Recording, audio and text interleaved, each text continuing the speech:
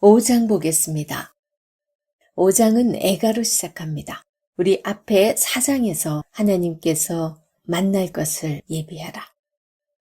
4장에서 그들의 죄를 지적하면서 하나님께서 특별히 심판의 메시지는 주지는 않으셨지만 하나님께서 만날 거라고 준비하라고 말씀을 하셨어요. 이제 5장에서는 애가가 기록되고 있는데요. 그만큼 심판이 아주 처절하기 때문입니다. 5장 이스라엘 족속아 내가 너희에게 대하여 애가로 지은 이 말을 들으라. 처녀 이스라엘이 엎드려졌으며 다시 일어나지 못하리로다. 자기 땅에 던지우며 일으킬 자가 없으리로다. 5장 1절에서 3절은 이스라엘을 위한 애가입니다. 이 5장의 애가는 앞에 2장에서 4장까지 말씀하신 그 심판에 대한 아모스의 슬픈 심정을 토로하고 있는 부분이기도 하죠. 그동안 하나님께서는 그 백성들이 신앙적으로 사회 전반적으로 죄악이 얼마나 관영한지 그것에 대해서 책망하시고 말씀을 하셨어요. 그런데 그들이 회개할 수 있도록 여러 가지 국가적으로 자연적으로 이렇게 알 수 있도록 큰 재앙을 주셨지만 그것도 언약적 재앙, 그죠? 기근이나 가뭄이나 연병이나 지진 이런 것들을 하나님께서 말씀하실 때는 그 구속사적으로 언약 백성들이 언약의 말씀을 지키지 않을 때 내리는 건데 그럼에도 그들이 회개하지 않았고 돌아오지 않았다고 말씀을 하셨어요. 그래서 4장 12절에서 이런 말씀을 하셨죠. 그러므로 이스라엘아 내가 이와 같이 네게 행하리라. 내가 이것을 네게 행하리니 이스라엘아 네 하나님 만나기를 준비하라. 이렇게 얘기를 했습니다. 그래서 5장 1절에서 3절에서는 아모스는 회개할 줄 모르는 그 죄악에 대한 하나님의 처절한 심판이 어떤 것인지를 시청각적으로 소개를 하면서 이 장례식의 분위기를 지금 고조시키고 있습니다. 그리고 좀 전에 읽었듯이 2절에서 심판받는 이스라엘의 모습을 처녀라는 표현을 쓰세요. 처녀 이스라엘. 이거는 아직까지도 이방민족에게 상김받은 적이 없는 거예요. 그래서 3절에서는요. 하나님의 심판이 전쟁의 형태로 임할 것임을 보여주고 있습니다. 그리고 4절에서 6절은요. 여호와를 찾으라고 회개를 요청합니다. 여기서 회개의 방법까지도 구체적으로 제시를 하고 있는데요. 이 4절과 6절에서 너희는 나를 찾으라 그리하면 살리라. 너희는 여호와를 찾으라 그리하면 살리라. 이 명령을 하시면서 5절에서 하는 말씀이 아주 중요한데요. 베델을 찾지 말고 길갈로 가지 말며 브엘세바로도 나가지 말라. 이런 말씀을 하세요. 우리가 얼핏 생각하기에는 정말 우리가 회개의 메시지를 들었다면 우리는 거의 교회에 살다시피 할 것 같지 않아요? 그런데 하나님께서 이들 성소가 있었던 이들이 예배드리던 그 성소였던 그 베델, 길갈, 브엘세바는 남유다에 있는 지역인데요. 여기는 특별한 장소예요. 성지 같은 그런 역할을 하는 곳인데 아브라함이 하나님께 기도했던 곳이기도 하고요. 그리고 이삭이 그 우물을 이제 다시는 빼앗기지 않게 된 그 맹세의 우물, 하나님께서 함께 하시며 증거였죠. 그리고 야곱이 또 그곳에서 사닥다리가 오르락 내리락 하는 그런 걸 경험하잖아요. 그래서 다 하나님을 만난 곳이에요. 그랬기 때문에 이스라엘 백성들에게는 그곳이 하나의 성지인 거예요. 그래서 북이스라엘 사람들도 그 남유다의 브엘세바에 자주 왔다 갔다 했었어요. 그리고 베델과 길갈, 여기 성소죠. 그러니까 당연히 거기 가야 할 것 같은데 하나님께서는 그곳에 가지 말라고 말씀을 합니다. 그 말씀은요. 타성에 젖은 그 습관적인 예배, 형식적인 예배 그런 거 하나님 받고 싶지 않다는 거예요. 그것보다도 더 중요한 것은 이들의 예배 행위보다도 하나님은 그들의 삶을 받고 싶어 하셨다는 거죠. 죄악된 삶을 마음껏 살다가 일주일에 한 번이나 중요한 절기 때 그 성소를 찾아가는 그 모습, 하나님께서는 받고 싶지 않다는 거죠. 그래서 그렇게 하지 말라고 말씀합니다. 그리고 이제 5장 7절에서 13절에는요. 이스라엘 사회 전반적인 죄악상에 대한 심판의 메시지를 선포합니다. 여기서 아모스는 그들의 사회생활에 있어서 잘못된 점들을 열거하기 시작합니다. 이들의 잘못된 사회생활은 어떤 것이 있었을까요? 7절을 보면 정의를 쓴쑥으로 바꾸며 공의를 땅에 던지는 자, 이런 표현을 씁니다. 정의, 미시파트죠. 그 다음에 공의, ጼ다카. 미시파트는 이 재판하다 이런 의미도 되기도 합니다. 그만큼 이렇게 바른 행동을 말하죠. 그래서 정의와 공의는 하나님의 성품이기도 하고 하나님 백성들에게 하나님께서 요구하는 것이기도 합니다. 그래서 5장 24절에서도 말씀을 하고요. 그 뒤에도 아모스가 강조해서 6장 12절 거기서도 말씀을 하죠. 그리고 이 단어는 하나님의 성품이고 백성들이 꼭 지켜야 되는 하나님께서 요구하는 그런 모습입니다. 어떠한 가정이나 사회단체 그리고 민족이라 할지라도 이 공의와 정의를 실현하는 그런 곳이 아니라면 하나님의 보호하심을 약속받을 수 없습니다. 그런데 이것을 무시하면서 이웃의 인권을 짓밟는 그런 하나님의 사람들의 그 모습을 보았을 때 하나님께서는 이 심판을 내리지 않을 수가 없는 거죠. 하나님의 공의 자체가. 그래서 9절에서 말씀을 합니다. 5장 9절. 그가 강한 자에게 갑자기 패망이 이르게 하신즉 그 패망이 산성에 미치느니라. 8절에서 하나님이 과연 어떤 분이신지 하나님의 그 위엄성을 한번 강조하고 있는데요. 첫 번째는 하나님께서 묘성과 삼성을 비롯한 하늘의 별들을 만드신 분이라고 말씀을 하세요. 왜냐하면 그때 또 이 별을 섬기는 사람, 일월 성신에게 절하는 사람도 있었어요. 그 다음 둘째, 밤과 낮을 주관하시는 분이란 것을 지금 말씀을 하시는 거예요. 8절의 말씀이. 그 다음에 8절에서 이 세 번째는 바닷물을 지면에 쏟으시며, 이 말은 이제 해일을 일으키는 분도 하나님이시, 다 뒤집어 엎는 것도 하나님이 하신다는 거예요. 이런 온 세상 만물을 주관하시는 하나님께서 이방 민족들을 보내가지고 전쟁으로 하나님의 백성들을 심판하실 때 그 심판을 백성들이 피할 재간이 없는 거죠. 그리고 이제 10절에서 그의 백성들이 하나님의 심판을 받을 수밖에 없는 또 하나의 이유를 말씀합니다. 10절.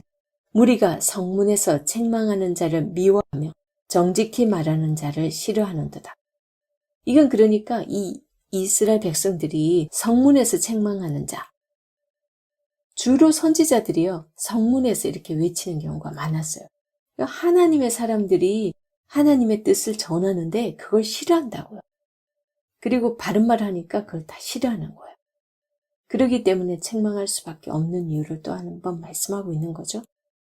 그래서 11절에서는 부당한 방법으로 경제적인 부를 취한 자들도 그들 때문에라도 또 심판을 하겠다고 말씀합니다. 11절. 너희가 힘없는 자를 팔고 그에게서 미래 부당한 세를 거두었은즉 너희가 비록 다듬은 돌로 집을 건축하였으나 거기 거주하지 못할 것이요 아름다운 포도원을 가꾸었으나 그 포도주를 마시지 못하리라. 그러니까 이런 못된 짓을 하니까 그들이 그냥 멋지게 진 집도 하나님께서 다 그냥 불태워버릴 거고, 그 다음에 포도원, 이거는 이제 그들의 그 농사 짓고 애쓴 것들이에요. 그 다 소출이 나지 못하게 그렇게 해버린다는 거죠. 그리고 12절에서 이 백성들 사이에서 발생하는 다양한 소송을 정의롭게 판단을 해야 되는 그 법관이 뇌물을 받고 판결을 굳게 하는 그 부분을 말씀하고 있습니다. 사회에서 일어나고 있는 잘못된 현상들을 비판적으로 풍자하는 말씀이 13절입니다. 그러므로 이런 때에 지혜자가 잠잠하나니 이는 악한 때임이니라. 이것은 정말 시대가 악하고 정말 잘못돼 가고 있는데도 불구하고 그 불의를 보고서도 지식인이나 신앙인들이 그 악한 세력에 대항하지 않고 침묵하고 있는 것을 이렇게 지적하고 있습니다. 사회에서 일어나고 있는 잘못된 현상을 이렇게 비판적으로 풍자하는 말이죠. 오늘날의 지혜자는 그리스도인들이라고 할 수 있을 것입니다. 그런데 이 그리스도인들조차도 이 잘못된 불의를 보고 눈 감고 또 거기 동참하고 그런 모습이라면 똑같은 또 심판의 메시지를 받아야 되겠죠. 그리고 14절에서 15절은요. 회개를 요청하는 말씀입니다. 이제 14절에서 15절에서 보면 다시 한번 그들이 하나님 앞에서 회개할 그 기회를 제공하는데요. 그들이 어떻게 살아야 될지 말합니다. 악을 버리고 선을 행하는 것이라고 말씀을 하죠. 15절 너희는 악을 미워하고 선을 사랑하며 성문에서 정의를 세울지어다. 만군의 하나님 여호와께서 혹시 요셉의 남은 자를 불쌍히 여기시리라. 이렇게 말씀을 하고 있습니다. 하나님께서 이스라엘에게 긍휼을 베풀어 주시겠다. 만약에 그렇게 하면 악을 미워하고 선을 사랑하면 그런데 이 말씀을 4절에서 6절과 연관지어서 생각을 해볼 때 이 4절에서 6절이 뭐였냐면 여호와를 찾으라는 말씀이었어요. 그러면서 베델을 찾지 말고 길갈로도 가지 말고 오직 여호와를 찾으라는 말씀이 4절에서 6절인데 이거랑 연관지어서 생각해 보면 하나님께서 백성들에게 원하시는 삶의 모습이 어떤 건지 우리는 생각해 볼 수 있습니다. 그죠? 그냥 거룩한 그 예배의 자리에 나가서 종교 행위를 하는 그 자체가 아니라 그 삶의 모습이 어떠해야 할지를 하나님께서 원하신다는 것을 우리는 알 수 있습니다. 그 다음 16절에서 20절은요. 잘못된 종말적인 신앙에 대한 경고입니다. 이 16절과 17절에서도 회개하지 않고 신앙적으로 그 다음에 사회 전반적인 죄악에 빠져 살아가고 있는 그 백성들에게 닥치게 될 하나님의 심판을 소개하는데요. 하나님께서 이방의 군대들을 동원해서 이스라엘을 잔멸하고 지나가실 때 그때 이스라엘의 남은 자들이 볼 수 있는 광경은 광장과 거리와 논밭, 포도원 이런 데서 큰 소리로 통곡하는 모습일 거라는 거예요. 여기에서 도시 사람이나 시골 농부, 직업 우름꾼, 포도원 주인 이런 사람들도 다 예외가 될 수 없다라고 말씀합니다. 그 이유는 그 백성들의 그 신앙적인 면이나 사회 전반적인 죄악이 온통 관영에 있어서 그 누구도 그 심판에서 예외가 될 수 없다는 사실을 말씀하고 있습니다. 그리고 18절에서 여호와의 날이 그들에게 빛이 아니라 어두움이 된다라는 말씀을 하고 있습니다. 심판의 날이기 때문이죠. 그래서 하나님의 뜻을 벗어나서 사회에서 불의를 행하고 예배당에서 형식적으로 이렇게 예배드리는 것에 만족하는 그런 삶을 계속 지속하고 있다면 여호와의 날은 그들에게는 심판의 날이 될 수밖에 없습니다. 그리고 19절에서는요. 비유적인 이야기로 말씀을 합니다. 19절 마치 사람이 사자를 피하다가 곰을 만나거나 혹은 집에 들어가서 손을 벽에 대었다가 뱀에 물린 같도다. 여호와의 날은 빛 없는 어둠이 아니며 빛남 없는 캄캄함이 아니냐 그럽니다. 이 말씀은 정말 고난이 심각한 그런 때에 참으로 의지할 바를 얻지 못한 그런 자들이 뭔가 집이 쉼이 될 수 있어야 되는데요.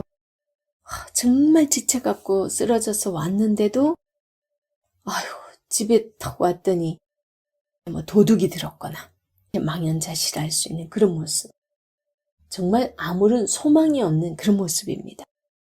의미적으로 봤을 때는요. 정말 여러 가지 이제 환난을 당해서 힘들고 지쳐가지고 그제서야 하나님을 부르지만 그때는 여호와의 날 자체가 하나님을 불러도 오히려 전쟁을 일으키는 하나님, 전쟁을 예비하신 하나님을 만나게 될 거라는 거예요. 그리고 21절에서 24절은요. 신앙인의 참된 모습을 소개하고 있는데요. 21절에서 23절에서 하나님께서는 자신이 미워하고 멸시하는 것들을 말씀하는데 모두가 그 백성들의 종교적인 행위와 연관되어 있어요. 이 백성들이 정해진 절기와 거국적인 집회 때마다 모여서 번제와 소제, 화목제 이런 것들을 막 드려요. 우리도 절기 때 되면 추수감사헌금 드리고 부활절, 크리스마스 때나 뭐 이런 막 절기 때 헌금 드리고 또 나름의 또 행사도 하고 그렇게 하는 그 모습과 똑같습니다. 그렇게 하지만 하나님께서 그러한 예배 모임과 제사들을 싫어하신다고 말씀하세요. 그러면서 이 백성들이 아주 소리 높여서 뭐 멋진 찬양을 막 맨날 며칠을 준비해서 우리 보통 부활절 칸타타 한다고 뭐 6개월 전부터 막 준비하잖아요. 그렇게 준비한 거를 그렇게 아름답게 올려드리고 그렇게 해봐야 그거 하나님 받지 않으신다고 합니다. 그 제물들을 손으로 받기도 싫어한다고 그런 표현을 쓰세요. 그러면서 그들의 찬양을 듣기도 싫고 하나님께서 제물도 받기 싫다고 하신 그 이유가 뭘까요? 그 첫 번째가 그들이 하나님과의 인격적인 만남을 기대하지 않은 채 자신들의 감정이나 종교적인 분위기에 젖어서 자기 만족만 하고 돌아간다는 거죠. 습관적인 예배만 드리고 있다라는 거예요. 누구한테 보이기 위한 자기들끼리의 만족. 하나님을 만나는 거에는 아무런 관심이 없어요. 그래서 깊이 하나님께로 끌고 가는 그 예배 순서도 제대로 하지도 못합니다. 그리고 이 또 하나의 이유를 24절을 통해서 볼 때 24절이 뭐냐면요. 오직 정의를 물같이 공의를 마르지 않는 강같이 흐르게 할지어다. 이런 말씀을 통해 볼 때 그들의 예배에서 보이는 신앙적인 열심이 막상 그들의 그 사회생활에서는 공의로운 삶의 형태로 이어지지 못했다는 거예요. 그래서 교회에서 얻을 수 있었던 이 개인의 영적이고도 신비한 체험들, 나름대로 이제 하나님을 만났기 때문에 뭐 굉장히 막 자기는 기쁘고 막 너무 막 행복하고 막 그런 걸 막 느꼈다 쳐요. 그런 거 다 느꼈으면 뭐해? 그러면 그 다음에 삶이 변화되어야지. 그래서 사람들과의 관계가 달라져야 되고 이 살아가는 모습이 달라져야 되는데 그렇지 못하다라는 거죠. 오히려 교회에서는 정말 양의 얼굴을 하고 있다가 완전 세상에서는 또 이리의 탈을 쓴 그런 모습이 또 보이기도 하잖아요. 그런 모습을 하나님이 너무 지금 싫어하시는 거예요. 그리고 25절에서 27절은요. 형식적인 신앙생활을 한 그들의 그 결과는 어떻게 되는지 그것을 말씀하고 있습니다. 이스라엘 족속아, 너희가 40년 동안 광야에서 희생과 소제물을 내게 드렸느냐? 너희가 너희 왕 식국과 기욤과 너희 조상들과 너희가 너희를 위하여 만든 신들의 별 형상을 지고 가리라. 내가 너희를 다메섹 밖으로 사로잡혀 가게 하리라. 그의 이름이 만군의 하나님이라 불리우는 여호와께서 말씀하셨느니라. 5장을 결론 지으면서 백성들의 형식적인 신앙생활과 우상 숭배가 초래할 하나님의 심판이 어떨지를 말씀하는데요.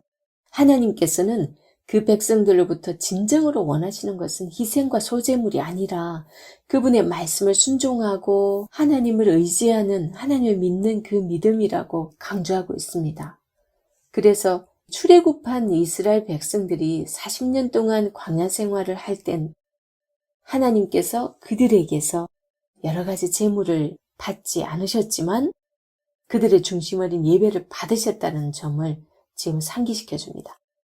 당시 백성들의 형식주의와 의식주의와 너무나 다르다는 거죠. 하나님은 지금 뭔가 물건을 잔뜩 들고 오고 뭐 재물이라고 잔뜩 싸들고 오고 이게 중요하지 않고 정말 내 백성답게 살아라는 거죠. 그리고 26절에서는 그 백성들의 그 우상 숭배의 모습을 지적하는데 그로 인해서 하나님의 심판을 소개합니다. 싯굿은요 아수르인이 믿었던 전쟁의 신이래요. 이것을 너희 왕이라고 그렇게 부른 거죠. 그런 이유가 그 신이 전쟁 때 최종적인 결정을 내리는 왕으로서 간주되어서 믿게 된 사람이 많다는 거죠. 그 당시 아수르가 되게 강했으니까. 그리고 기욤은 아수르 사람들이 믿었던 별 형상의 또 우상이래요. 그러니까 이스라엘 백성들은 오랫동안 그 사회를 좀먹어 왔다고 볼 수 있는 우상 숭배를 계속 그렇게 아수르가 강해 보이니까 그들이 섬기는 그 신들을 이렇게 섬겨왔다는 거예요.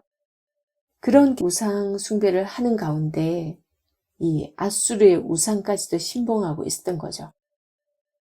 그 결과 이제 그들이 유일하신 하나님의 심판을 맞이하는 신세가 된다고 말씀을 합니다. 그리고 27절에서 보면 이제 내가 너희를 다메섹 밖으로 사로잡혀 가게 하리라 그러셨잖아요. 여기서 다메섹 밖으로 사로잡혀 가게 된다는 것은 이들이 이제 722년에 아수리에 의해서 완전히 멸망당하죠. 그때 이제 전쟁의 포로로 끌려가게 되는 그 모습을 예언하는 것입니다. 아수르로 포로되어 가면서 우상을 버리지 못하는 이스라엘 백성들의 그 어리석은 모습, 그것이 지금 그 형상을 지고 가리라, 이런 표현을 26절에서 하는 그 표현을 하고 있는 거죠. 정말 5장에서 말씀하고 있는 이 애가가 너무 처절합니다. 그죠? 그 애가이지만 그들이 지금 어떤 상태인지가 이 애가 속에 드러납니다. 우리의 모습을 돌아볼 수 있었으면 좋겠습니다. 6장 보겠습니다. 6장에서도 계속 이스라엘의 죄악에 대해서 하나님께서 말씀하시면서 하나님의 공의로운 심판이 임할 것을, 그래서 이스라엘의 멸망에 대해서 선포하고 있습니다. 6장을 세분화해 보면요, 1절에서 6절에서는 이스라엘 백성들이 심판받을 수밖에 없는 그 이유들을 말씀하고 있고요. 7절에서는 하나님께서 행하시는 심판을 구체적으로 소개를 해줍니다. 그 다음 8절에서 14절에서는 하나님이 1인칭으로 나타나셔서 친히 말씀하는 것처럼, 그럴 때는 좀 더 엄중한 표현으로 하기 위해서 그렇습니다. 지금 아모스가 전하지만 하나님이 친히 말씀하는 것처럼 1인칭으로 이렇게 묘사되고 있는 거죠. 내가, 이런 표현을 쓰시죠. 그래서 죄악된 백성들을 향한 심판이 얼마나 처절한지와 심판의 이유를 친히 또 말씀하십니다. 1절에서 6절은 이스라엘 백성이 풍요 속에서 범한 죄악입니다. 그래서 여기서는 이스라엘 백성이 범한 여러 가지 죄악 중에서도 이스라엘의 그 가진 자, 이 부유한 자들에 속해 있던 그들이 자만심에 가득 차 있었어요. 그리고 또 방탕한 생활을 했거든요. 그리고 그 주변 가난한 자들에 대한 그들의 무관심, 이런 것들을 부각시켜서 말씀하고 있습니다.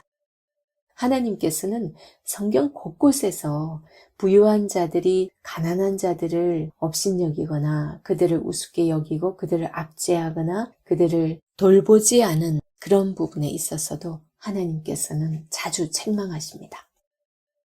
여로보암 2세 당시에 이스라엘 백성들은 정치적으로나 외교적으로, 사회적으로, 경제적으로 아주 안정되고 풍요를 누리고 있었어요.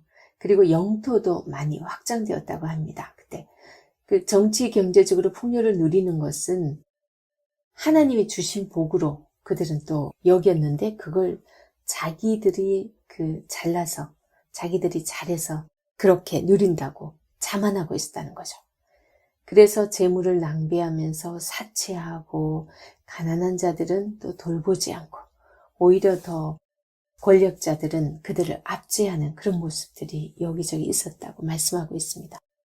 그래서 1절에서 그런 자리에, 높은 자리에 있는 자들을 향하여 이렇게 외칩니다. 6장 1절. 화 있을진저, 호의, 그러면서 히브리어로 호의가 화 있을진저예요. 화 있을진저, 시온에서 교만한 자와 사마리아 산에서 마음이 든든한 자, 곧 백성들의 머리인 지도자들이여, 이스라엘 집이 그들을 따르는도다. 너희는 갈레로 건너가 보고 거기에서 큰 하마스로 가고 또 블레셋 사람의 가드로 내려가라. 너희가 이 나라들보다 나으냐? 그 영토가 너희 영토보다 넓으냐? 1절에서 말씀하시는 이 시온은요, 예루살렘을 말합니다. 그런데 남유다와 북이스라엘의 수도 예루살렘과 사마리아의 정치, 경제 지도자들을 향해서 지금 이거는 북이스라엘에게 말씀을 하고 있지만 여기서는 시온의 교만한 자, 이렇게까지 말씀하거든요. 시온은 예루살렘을 의미하는데 여기서 북이스라엘 사람 중에서도 굳이 남유다의 예루살렘 성전에 가서 예배 드려야 된다고 생각한 사람들도 있었고, 후반기에서는 그 요시야 왕 때도 그렇고, 그리고 히스기야 왕 때도 그렇고, 북이스라엘 사람들 중에서도 예루살렘까지 가서 절기를 지켰던 사람들도 있습니다. 암튼 예루살렘 지도자들, 이러면 또 좀 뭔가 다를 거라고 생각하지만 그들도 마찬가지라는 거. 그리고 사마리아는 북이스라엘의 수도이죠. 그래서 그 사마리아의 지도자들, 지금 다 그 고위층들을 얘기하고 있습니다. 그들을 향해 말씀을 하는데, 사마리아 산에서 마음이 든든한 자는 뭘까요? 이건요, 자신들이 지니고 있는 그 정치적 권력이나 지금 뭐 재력도 엄청나죠? 그 풍부함에 근거해서 헛된 안락감을 누리고 있는 자라는 거죠. 굉장히 막 그거 바라보면서 흡족해 하면서 지금 그걸 이렇게 등에 업고 정말 천년만년 그것으로 인해서 자만한 그런 사람들을 향해서 말씀을 전하고 있습니다. 그리고 2절에서 하맛, 갈레, 가드 이런 도시가요, 아수르 왕 디글랏빌레셀에 의해서 주전 738년에서 734년 그 사이에 함락되었대요. 근데 이 도시에 대한 예언을 하고 있다라는 것은, 이 말씀은 어차피 함락되기 전에 이 말씀이 선포됐겠죠. 그런데 이제 그 이후에 이렇게 성취된 거죠.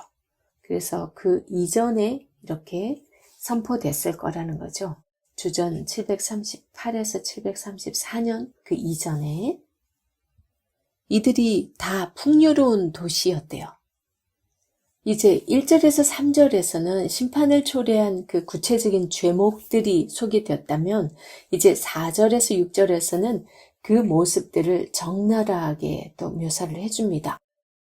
4절, 상하상에 누우며 침상에서 기지개 켜며 양떼에서 어린 양과 우리에서 송아지를 잡아서 먹고 비파 소리에 맞추어 노래를 지절거리며 다윗처럼 자기를 위하여 악기를 제조하며 대접으로 포도주를 마시며 귀한 기름을 몸에 바르면서 요셉의 환난에 대하여는 근심하지 아니하는 자로라. 이렇게 얘기합니다. 여기서 4절에서 상하상에 누우며, 이게 원문의 의미는 술에 골아 떨어진 채 침대에 몸을 던지는 장면을 묘사한다고 그런 표현이 나와요. 근데 이거는 늦잠을 자고 일어나서 기지개를 켜면서 부유하면서도 아주 나태한 자의 모습을 이렇게 그려주고 있고요. 그러면서 진귀한 음식을 먹는 장면으로 이어집니다. 그렇게 이제 늦잠 자고 일어나가지고 왕성한 식욕을 충족시키기 위해서 자기가 키우고 있던 양과 소들 잡아먹는다는 거죠. 부드러운 걸로.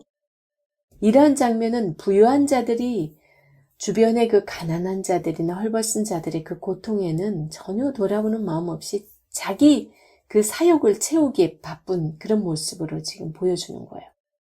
극도의 방탕함을 보여주는 모습이기도 하고요. 최고의 문화 생활을 향유하고 있었다는 거죠. 그 다음에 이 5절은 이제 잠과 배고픔을 충분히 충족시켰어요. 그러고 나니까 이들이 뭘 하냐, 비파 소리에 맞추어 노래를 지질거린다는 표현을 쓰죠.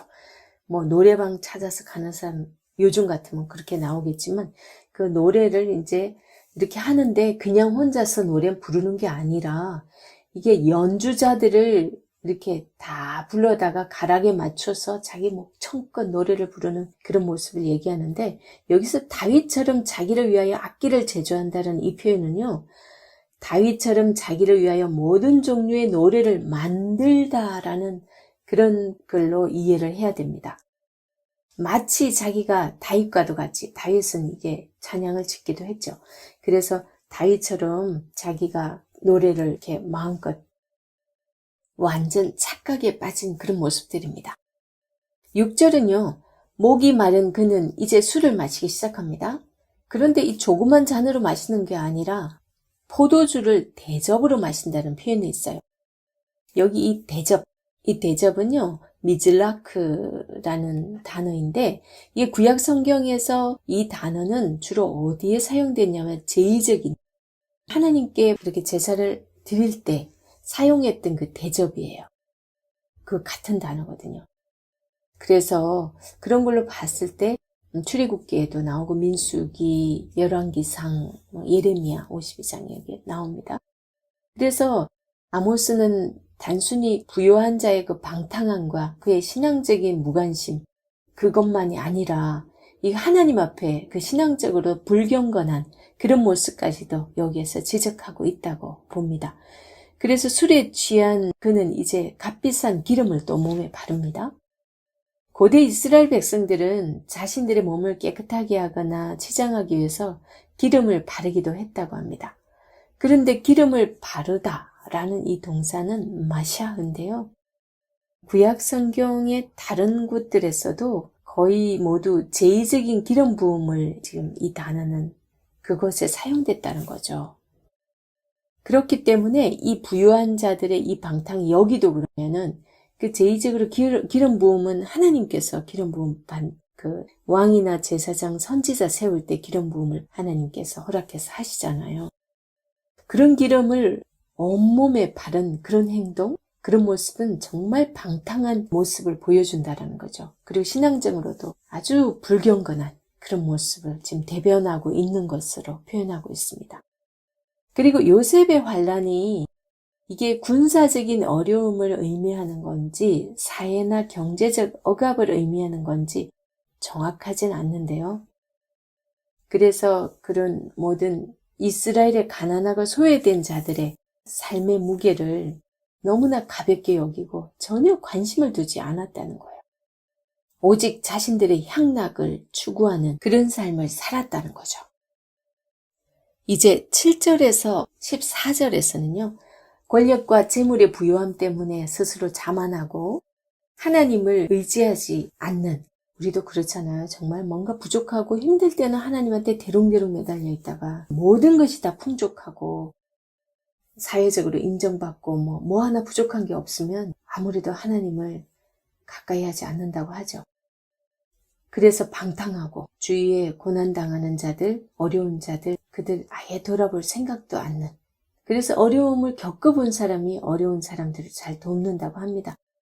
그리고 실제로 우리 시선 프로젝트도 해보면요. 돈이 많다고 그렇게 많이 하지 않아요. 보면 마음이 하나님 앞에 얼마나 바로 서 있느냐에 따라서 신앙의 정도에 따라 다른 것 같습니다. 그리고 7절에서 보면 기지개 켜는 자의 떠드는 소리가 그치리라. 이런 구절은 어떤 의미냐면요. 자만하고 방탕하게 살던 그 부요한 자의 삶이 완전히 역전되어 버리는 것을 시청각적으로 보여주고 있는 그런 표현입니다. 권력자와 재벌로 인정받던 자가 전쟁에서 이제 패배 후에 포로가 되어서 그 대열 맨 앞에서 끌려가는 또 모습을 말씀을 해주는데요. 그래서 7절에 보면 사로잡히는 자 중에 앞서 사로잡히리니 기지개 켜는 자의 떠드는 소리가 그치리라. 이렇게 얘기합니다. 지금 그러니까 앞서 사로잡힌다. 정말 너희들 잘 나갔지? 그래 너희 항상 1등 잘했어. 그러니까 너희들 사로잡힐 때도 맨 앞에 맨 앞세워서 포로로 잡혀가게 될 거야. 라고 말씀합니다. 그리고 8절에서 11절은 하나님의 심판의 그 처절함을 밝혀주면서 그 합당한 이유를 제시합니다. 8절에서 여호와가 자기를 가리켜 맹세하였노라. 이걸 3번이나 언급을 하는 것은 이 죄악된 백성들을 심판하시려는 하나님의 의지가 얼마나 단호한지를 말씀을 해줍니다. 그 3번이 언제냐면 4장 2절, 그 다음 8장 7절. 그리고 8절을 보면 여호와가 당신을 두고 맹세하였노라. 이런 표현이 있어요. 이거는 4장 2절에도 하나님께서 맹세했다는 표현을 쓰시고 8장 7절에도 이런 맹세했다는 표현이 나옵니다. 그랬다는 것은 이 아모스서에서 아모스를 통해서 하나님 말씀하실 때 얼마나 하나님께서 그만큼 단호하고 그리고 의지적으로 하나님께서 심판을 하시겠다라는 하나님의 강한 의지가 표명되고 있습니다. 그리고 8절에서 야곱의 영광을 싫어하며 이런 표현이 있습니다. 여기서 야곱의 영광, 이거는 교만으로 해석을 해야 됩니다. 야곱은 이스라엘을 뜻하잖아요. 그래서 그 이스라엘 사람들은 특별한 선민으로서 하나님께 택함 받았다라는 그런 자부심이 오히려 그 교만으로 나타나는 거죠. 그리고 10절에 보면요. 잠잠하라 우리가 여호와의 이름을 일컫지 못할 것이라 이렇게 표현을 하고 있는데요. 이것은 하나님께서 어떤 방법을 동원하시든지 죄악된 백성들을 이제 반드시 심판하신다는 그 사실 지금까지 못 깨닫고 있다가 이제 그 심판이 임하고 나니까 그 깨달음이 이제 온 거예요. 하지만 그때는 이미 깨달았을 때 늦어버렸다는 거죠. 이미 그랬기 때문에 여호와의 이름을 다시는 불러봐야 소용없다라는 그런 의미로 해석합니다. 그리고 12절과 13절에서 하나님께서 이스라엘 백성들을 심판하시는 이유를 제시하고 있는데요. 12절 말들이 어찌 바위 위에서 달리겠으며 소가 어찌 거기서 밭갈겠느냐. 그런데 너희는 정의를 쓸개로 바꾸며 공의의 열매를 쓴 쑥으로 바꾸며.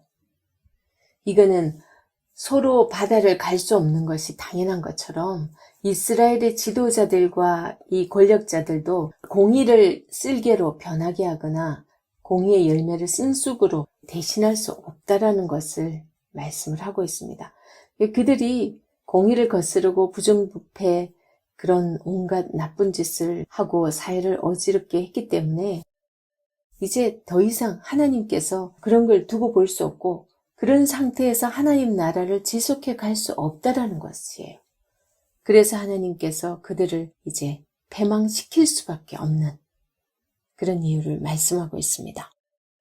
그리고 13절 허무한 것을 기뻐하며 이르기를 우리는 우리의 힘으로 뿔들을 취하지 아니하였노라 하는도다. 그런데 여기에서는 굉장히 깊은 의미들이 숨어 있어요. 일반적으로 허무한 것 이러면 우상 숭배를 가지고 많이 이해가 됐거든요. 그런데 여기는 또 그 역사적인 여러 가지 배경으로 봤을 때 좀 더 다른 의미가 숨어 있어요. 이 허무한 것이라는 이 단어는 원어적으로 길르앗의 동쪽에 위치한 로드발이라는 그 도시로 이해할 수 있다고 해요.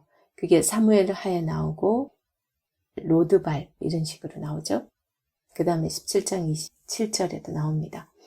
그리고 한 뿔이라는 이 단어도 원어적으로 봤을 때 카르나임이라는 지역을 의미한다고 해요. 이게 지금 지역을 의미하고 있습니다. 그런데 이 카르나임은 로드발보다 그 훨씬 북동쪽에 위치하였는데 이 아스타롯의 자매 도시래요. 아스타롯신을 섬기는 아스타롯의 자매 도시로서 간주되기도 했대요. 그게 창세기 14장 5절에 나오는데 이 두 도시는 이 여로보암 2세가 아람인들을 정복할 때, 아람을 정복할 때 이스라엘 손안에 들어온 두 곳이래요. 이곳이. 그러니까 이 허무한 것이라고 번역된 곳, 그거는 로드발, 그 다음에 뿔이라는 이거는 카르나임이라는 도시인데 여로보암 2세가 정복을 했다라는 거죠. 그 나라를. 그렇다면 이 13절은 로드발로 인하여 기뻐하며 이러기를 카르나임은 우리의 힘으로 취하지 아니하였느냐 하는도다. 그렇게 이제 번역할 수 있겠죠. 그러니까 이 절은 이스라엘 백성들이 자신들의 군사적 우세를 굉장히 우리 대단하지 그런 것에 근거해서 좀 자만하고 있는 그런 장면으로 우리 느끼게 합니다. 그런데 이 아모스는 또 다른 의미까지 거기다 심었어요. 너희의 뿔로 취한 것은 바로 허무한 것이다 라는 언어 유희로 보도의 깊은 의미를 담은 수사법으로 기록하고 있다는 거죠. 그게 실제적인 역사적 사실일 수도 있고 그 속에 또 너희들이 취한 허무한 뿔 그러니까 그거는 또 우상들 그것을 또 의미할 수도 있겠죠. 그 부분에 있어서는 양쪽 다 의미가 다 맞을 거라는 생각이 듭니다. 그래서 자기네들 이 완전 자만심에 가득 차 있는 그 모습들을 책망하는 메시지인 거죠. 13절은. 그리고 14절에서 정치, 사회, 경제적 그 풍요랑 그 다음에 군사적 우월감에 근거해서 하나님 앞에서 자만심을 보이면서 그분을 신뢰할 줄 모르고 살아가고 있는 이스라엘 백성들을 향해서 하나님을 또 심판의 메시지를 선포합니다. 여기서 하맛 어기는요, 여로보암 2세 때 있었던 이스라엘의 북쪽 경계이고 아라바 시내는 사해 남쪽 끝이에요. 그러니까 그 시대의 남쪽 경계가 되죠. 그러니까 이거는 하맛 어기에서 아라바 시내 이러면은 이스라엘 전역이 아수르의 정복하에 들어간다라는 그런 말씀이 되겠습니다. 그래서 13절에서 로드발과 이 카르나임을 자기들의 힘으로 정복하였다고 자랑하던 이 백성이 전쟁에 능하신 하나님의 그 허락하신 속에서 아수르를 몽둥이로 쓰잖아요. 그러니까 그들에 의해서 완전히 그 이상이 너희들 지금 아람 정복할 때 그거 2개 정복했다고 너 좋아하지? 그런데 그것까지 다 합쳐가지고 이스라엘 전체가 다 넘어갈 거야, 아수르한테. 그러니까 그 자체가 또 허무한 게 되는 거예요. 참, 이렇게까지 말씀하고 계십니다. 이런 예언적인 선포는 하나님의 주권하심을 더욱더 강하게 드러내고 있습니다. 이제 7장 보겠습니다. 7장은 재난의 환상들과 아마시아의 반응에 대해서 보여주고 있는데요. 아모스가 3번의 환상을 보게 돼요. 첫 번째 환상이 메뚜기 환상이고 2번째는 불의 환상인데 아모스가 첫 번째 환상과 2번째 환상까지는 계속 이의를 제기하죠. 이 환상이 보여졌을 때 하나님 앞에 이의를 제기해서 벌하지 말아달라고 그렇게 중보기도를 합니다. 그런데 이제 3번째 환상을 딱 보여줬을 때 아모스가 동의를 해요. 그 심판이 확정된 것을 이제 자기도 받아들일 수밖에 없는 그런 마음을 느낀 것 같아요. 그래서 1절에서 9절은 앞에서 지금까지 6장까지 해오던 그런 아모스의 설교 형식하고는 좀 다릅니다. 왜냐하면 환상을 보고서 그 말을 그대로 옮겨 적고 있기 때문에 형태가 좀 다르게 설교되고 있죠. 그래서 앞에서는 시적인 장르를 사용해서 청각적인 요소를 부각시켰다면 지금 여기서는 아모스가 보는 환상들을 소개하기 때문에 좀 시각적으로 보여지는 그 모습을 그대로 이렇게 묘사하면서 얘기되고 있어요. 그리고 이 10절에서 17절까지는요. 아모스가 심판을 확실히 이제 수용할 수밖에 없게 되었다는 그런 부분을 기술하고 있습니다. 그리고 아마샤는 아모스의 말을 듣지 않아요. 자만하고 교만한 상태로 있으면서 아모스의 말을 아주 배척합니다. 그 제사장 아마샤의 반응과 그에 대한 아모스의 예언은 하나님의 말씀의 그 대변자들이 또 이 말씀을 듣는 자들과의 그 사이에서 겪게 되는 그 갈등을 보여준다고 볼 수 있겠어요. 그래서 아모스 7장은 1절에서 3절, 그게 첫 번째 환상이죠. 그 다음 4절에서 6절, 2번째 환상, 그 다음에 7절에서 9절, 3번째 환상, 그리고 10절에서 13절, 제사장 아마샤와 이 대결을 벌이는 그런 부분, 그 다음에 또 아마샤에 대한 아모스의 반응, 이게 10절에서 13절은 아마샤의 반응이 기록이 되고 14절에서 17절은 아마샤에 대한 아모스의 반응이 기록되고 있습니다. 찬찬히 보도록 하겠습니다. 1절에서 3절 첫 번째 환상입니다. 7장 1절에서 보면 이 왕이 풀을 벤 후에 풀이 다시 우미 돋기 시작할 때 이런 표현을 쓰고 있어요. 시작이 주 여호와께서 내게 보이신 것이 이러하니라. 왕이 풀을 벤 후 풀이 다시 움돋기 시작할 때에 주께서 메뚜기를 지으시매 그러거든요. 이게 2번째 움이 그러니까 지금 왕이 풀을 벤 후에 풀이 다시 움돋기 시작한다. 이 표현을 우리가 그때 당시에 그 배경을 모르면 이해하기 힘들 텐데요. 첫 번째 곡식이 났을 때는 그게 왕에게 세금을 바치는 왕의 것이 된대요.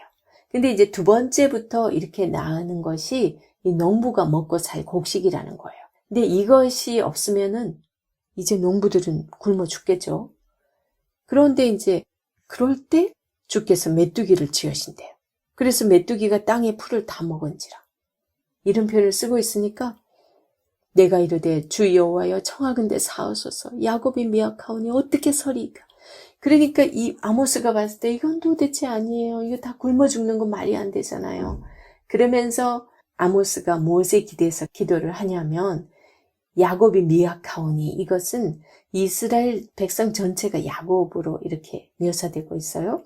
이스라엘이 정말 약하잖아요, 하나님. 그러면서 하나님께 이 용서를 구하고 그걸 거둬달라고 그렇게 요청을 했을 때 하나님께서 들어주세요. 3절에서. 여호와께서 이에 대하여 뜻을 돌이키셨으므로 이것이 이루어지지 아니하리라. 여호와께서 말씀하셨느니라. 이렇게 말씀합니다. 여기서 뜻을 돌이켜. 여기서는 우리가 인간적으로 생각할 때는 후회하다라는, 그래서 뜻을 바꾸는 그런 걸로 우리가 생각하지만 주권적인 하나님께서 이거는 사랑하기 때문에 그 마음을 돌이키시는 그런 부분입니다.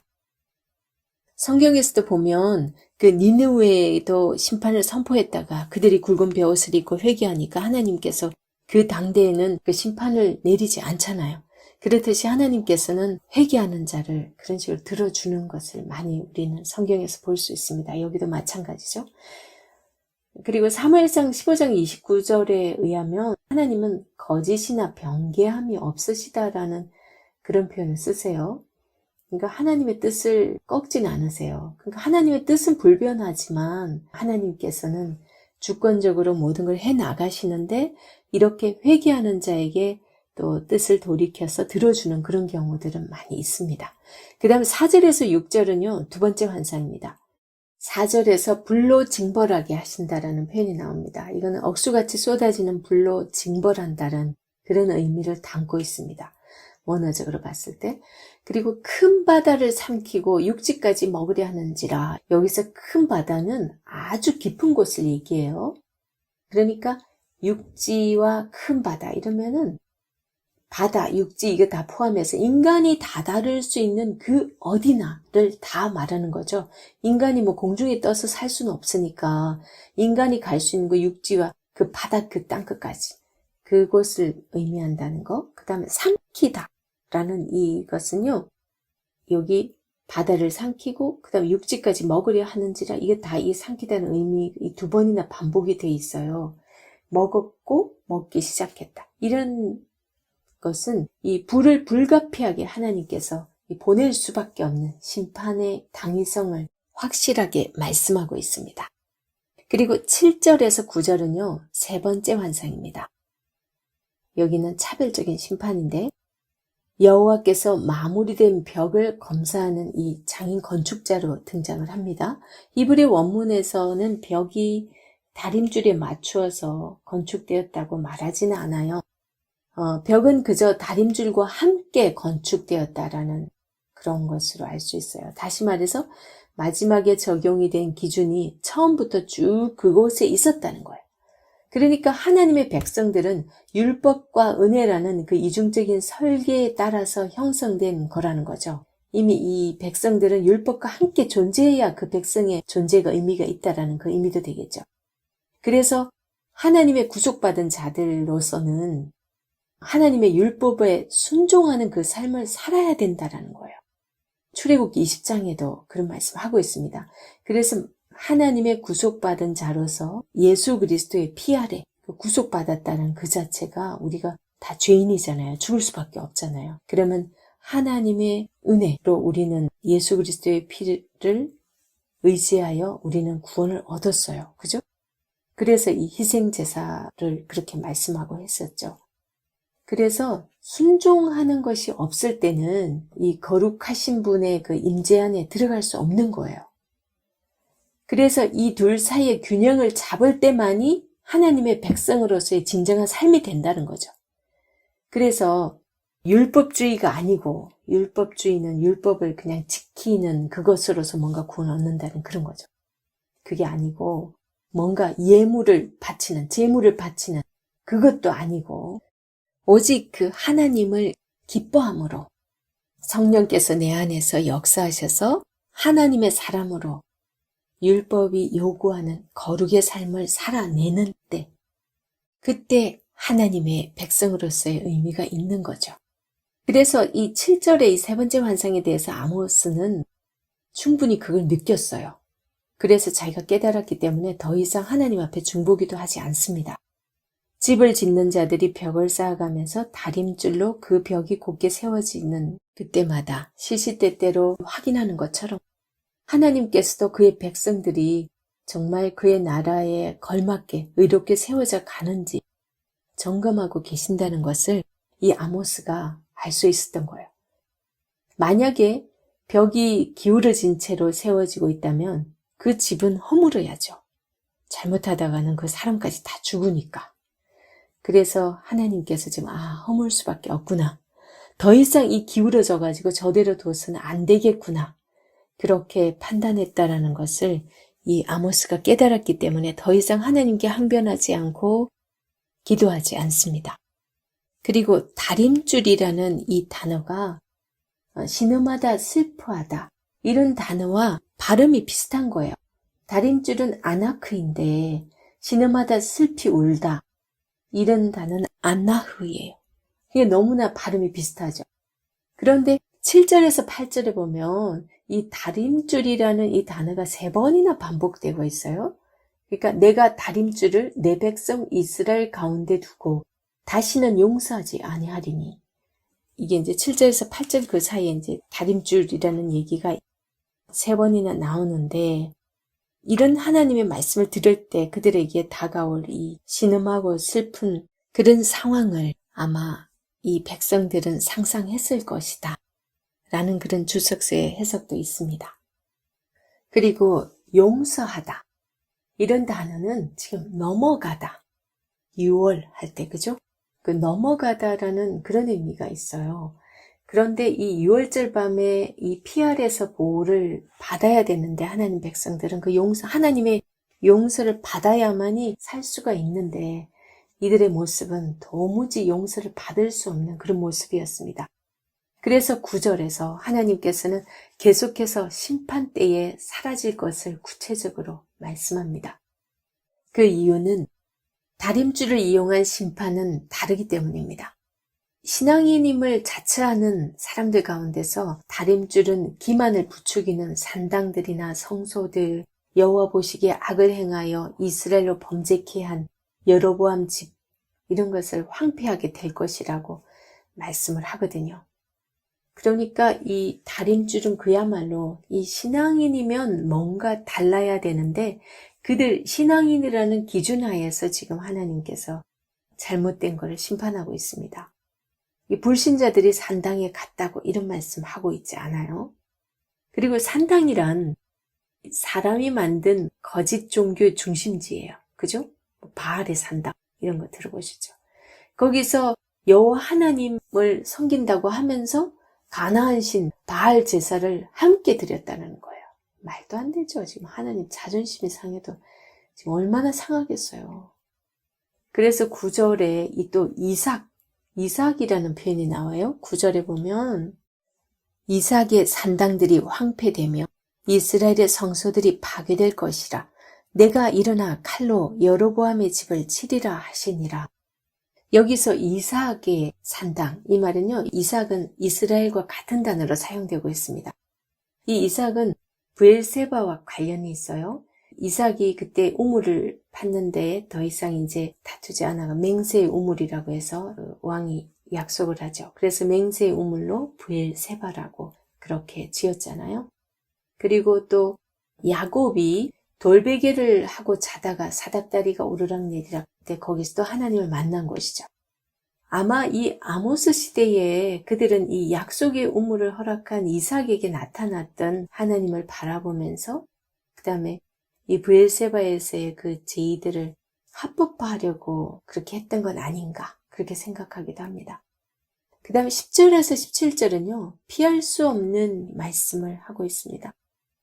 이 단락의 중심은 제사장 아마샤가 아모스의 메시지에서 그 땅을 제외하려고 합니다. 12절 아마샤가 또 아모스에게 이르되 선견자야 너는 유다 땅으로 도망하여 가서 거기에서나 떡을 먹으며 거기에서나 예언하고 왜 우리나라 와서 그러니 너희 나라 가서나 말해. 이렇게 지금 자기네들은 지금 이 아모스가 선포하는 이 말씀을 자기네들한테 주는 그 말씀으로 그렇게 받고 싶지가 않은 거예요. 그래서 또 이런 말씀을 하죠. 네가 이러기를 이스라엘에 대하여 예언하지 말라 하므로 여호와께서 말씀하시기를 그러면서 16절에서 17절에 말씀을 합니다. 그래서 참으로 피할 수 없습니다. 여기서 10절에서 12절은 아마샤가 여로보암의 행동을 유도하는데 실패했습니다. 그죠? 그게 무슨 말이냐면 이 제사장이 왕이 잘못된 길을 가면, 잘못 정치를 하면 제사장이 왕한테 직언을 하고 하나님 말씀을 전해야 되는데 지금 아마샤가 그 역할을 못한 거예요. 그래서 지금 대신 이 몽둥이를 자기가 이 아모스가 들었다고, 그런 표현이 되겠죠. 그래서 베델의 제사장이었던 아마샤는 굉장히 한편으로는 자존심도 상했을 거예요. 왜냐하면 이 아모스가 심판을 선언하면서 뭐라 그러냐면 너희들은 베델로도 길갈로도 가지 말라고 얘기를 했잖아요. 그 얘기는 이 베델에 가서 제사 지내는 거에 대해서 부정하는 거나 마찬가지거든요. 그러니까 정말 미워하고 싫어합니다. 그래서 아마샤 이 제사장은 오히려 왕을 모반하는 행동이라는 그런 표현으로 이렇게 막 얘기를 합니다. 이건 마치 지금 제사장이 자기 주장을 관철시키기 위해서 이 아모스를 국가 안전을 위협하는 그런 사람으로서 이렇게 내몰고 있는 그런 모습이에요. 아마시아의 입장에서도 아마 이 아모스의 선포의 메시지를 들으면 대충 그냥 책망하는 것도 아니고 완전 포로로, 그것도 처참하게 끌려가고 멸망당할 것을 예언하고 있는데 그냥 그렇게 넘어갈 사람은 없을 거라는 생각이 들어요. 왜냐하면 아마시아는 자기가, 그것도 유명한 제사장인데 그 베델의 제사장이니까, 그러면 자기는 안 들었는데 네가 어디서 하나님 말씀이라고 지금 그런 식으로 말하고 있어, 그러지 않겠어요? 그리고 12절에서 성견자라는 이 표현은요, 좀 얕보고 이렇게 말하는 건 아니고요, 그냥 선지자랑 같은 의미인데, 그리고 여기서 너희 땅, 그 유다 땅에 나가서 떡을 먹으며 거기서나 예언해라, 이런 표현을 쓰죠. 이거는 떡을 먹으며 이런 표현은 거기서나 너 돈 받고 그 일하지 왜 여기 와서 그러냐? 지금 이 말은 한편으로는 돈 받고 이렇게 와서 하는 게 아닌 아모스의 입장에서는 굉장히 자존심 상하는 일이에요. 자기는 지금 뽕나무 재배를 하면서 그 목자로서 양을 치는 사람이잖아요. 그걸로서 자기는 벌고 있는 거지, 이게 지금 하나님 말씀 전하고서 자기가 돈 버는 거 아니거든요. 그러니까 굉장히 빡쳤어요. 그래서 화가 나서 하는 말이 14절, 나는 선지자가 아니며 선지자의 아들도 아니라 나는 목자여 뽕나무를 재배하는 자로서, 이렇게 말을 하는 거예요. 그러니까 내가 뭐 어떤 그 선지자 학교, 신학교로 간 것도 아니고, 그리고 또 선지자의 아들도 아니다, 이런 표현들은요, 이 선지자의 아들들은 그렇게 그 신학교처럼 그런 교육을 받는 그런 시스템이 있을 때요. 그러니까 나는 무슨 신학한 거나 내가 특별히 부름받아가지고 뭐 그런 체계적으로 내가 예언자 활동을 하다가 지금 온 게 아니고, 난 뽕나무 재배하면서 나는 지금 목자거든, 양을 치는. 그런데 하나님께서 시켜갖고 내가 온 거야, 그렇게 얘기하는 거예요. 돈 몇 푼 벌려고 이렇게 와서 지금 이 얘기하고 있는 것도 아니고, 전적으로 하나님께서 나를 선택했기 때문에 하나님께서 자기를 이스라엘의 예언자로 임명한 이상 나는 순종할 수밖에 없어, 이렇게 온 거야. 이걸 지금 강하게 어필하고 있는 거예요. 이제 14절과 15절에 걸쳐서 이렇게 말을 합니다. 그리고 16절에서 17절을 보면 지금 이 아모스는 자기는 아마샤가 말하는 것처럼 그런 단순한 예언자가 아니고 정말 내가 목자인데 하나님께서 나를 보내가지고 이런 말씀을 전하라고 했다라는 걸 강하게 말하면서 다시 한번 이 북이스라엘이 어떻게 엎드러지고 이 심판받을 것을 지금 말씀을 하고 있습니다. 여기서 아마샤의 모습은 정말 하나님 말씀 앞에 결코 회개하지 않는 이 종교 지도자들의 모습을 보여주고 있습니다. 그리고 이 17절에 아마샤에 대한 선포는 이스라엘에 대한 선포를 대변하고 있다고 볼 수 있습니다. 추방인 거죠. 아무리 듣기 싫어도 하나님의 말씀은 들어야 되고 하나님의 말씀은 결국 성취됩니다.